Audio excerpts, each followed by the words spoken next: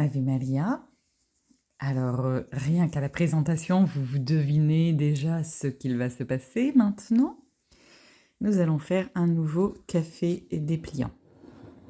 Alors, nous venons de recevoir notre nouveau dépliant sur le rosaire afin d'en faciliter la prière pour tous ceux qui ont plus de peine à lire notre petite carte dépliante en 3 volets. Donc voilà, bien évidemment, vous avez donc à l'intérieur le guide comment utiliser le chapelet pour les débutants, et puis à l'arrière, les prières du chapelet,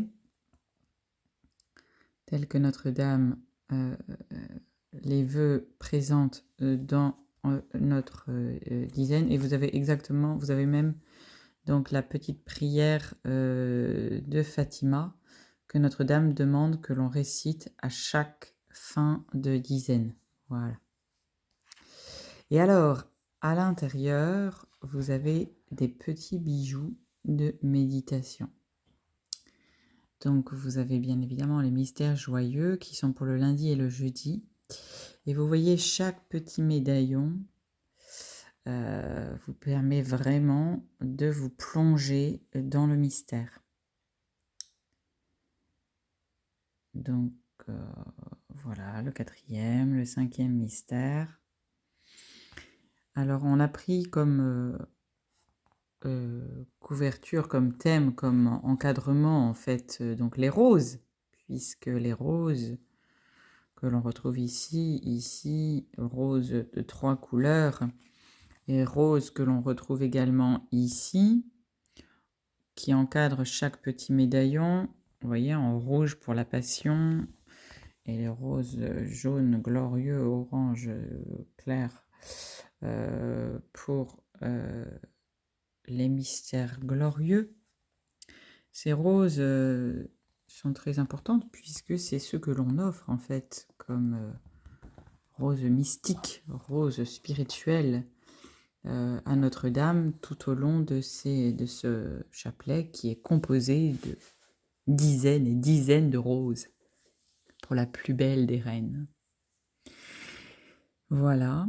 Alors un autre point important sur ce dépliant, que je vous laisserai découvrir sur le site de l'Atelier de Marie, c'est cette division en 3 parties de la méditation de chaque mystère. Regardez, comprenez et demandez.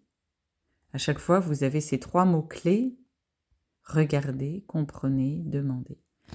Quelle est la raison? C'est qu'en fait, on a voulu rendre le rosaire vraiment accessible à tous, même ceux qui n'ont aucune formation ni religieuse, ni spirituelle, ni rien du tout, qui débutent vraiment. Et puis pour ceux qui avancent, ceux qui persévèrent et ceux qui sont on va dire, des fous fanas du rosaire et qui arrivent à prier leur rosaire tous les jours.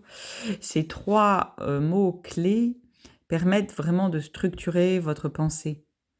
Ça évite les distractions, ça évite les oublis, par exemple, je ne sais plus le fruit du mystère, ben voilà, là je l'ai de nouveau et je peux composer mon image. Vous voyez, regardez, donc ça, la phrase qui va aller après regarder va vous permettre de composer votre image mentale. Et ensuite, comprenez, donc ça vous donne le sens du mystère, le sens soit du mystère lui-même, soit du fruit demandé. Et puis, la dernière demande, c'est ce pourquoi vous priez Notre-Dame, ce que vous allez lui demander comme grâce et qu'elle vous accordera largement, comme à son habitude.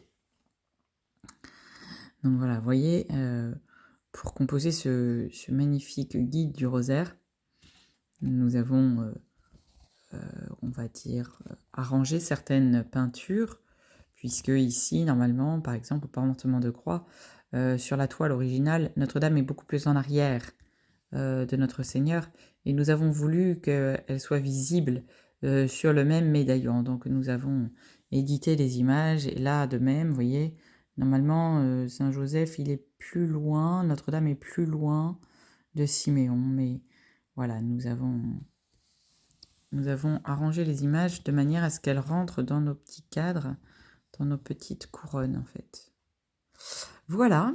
Et puis pour terminer, pour ceux qui auraient vraiment des objections contre la prière du rosaire, eh bien voilà, vous avez des petites réponses aux idées erronées. Et vous pouvez les partager, en fait, vous voyez par exemple, impossible de prier le rosaire. Voilà, ces impossibilités, elles sont solvables.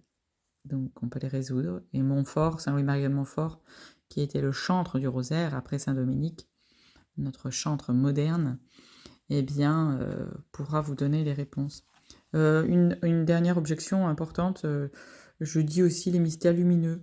Oui, en fait, Notre-Dame n'a pas composé le chapelet avec les mystères lumineux, comme elle n'a pas composé et fait composer le credo avec tous les mystères de la vie de Jésus, parce qu'autrement, on serait encore en train de réciter le credo tellement il y a de mystères dans la vie de Jésus et Marie. Donc, on ne peut pas réciter tous les mystères qui concernent notre Seigneur Jésus-Christ ou Notre-Dame. Et donc, c'est Notre-Dame qui a choisi ces mystères qu'on appelle joyeux, douloureux et glorieux, au nombre de 5 chacun. La raison est simple. Ce sont les mystères qui sont essentiels, fondamentaux, indispensables à notre sanctification, au salut de nos âmes.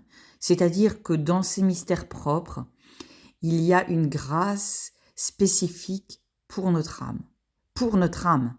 C'est-à-dire qu'en fait, les autres mystères de la vie de Jésus, on peut les méditer, on peut les inclure dans les mystères qu'a choisi Notre-Dame, mais ces mystères qui concernent notre Seigneur Jésus-Christ ne sont pas directement liés, on va dire, à la survie, à la vie spirituelle, à l'avancement dans la vie spirituelle.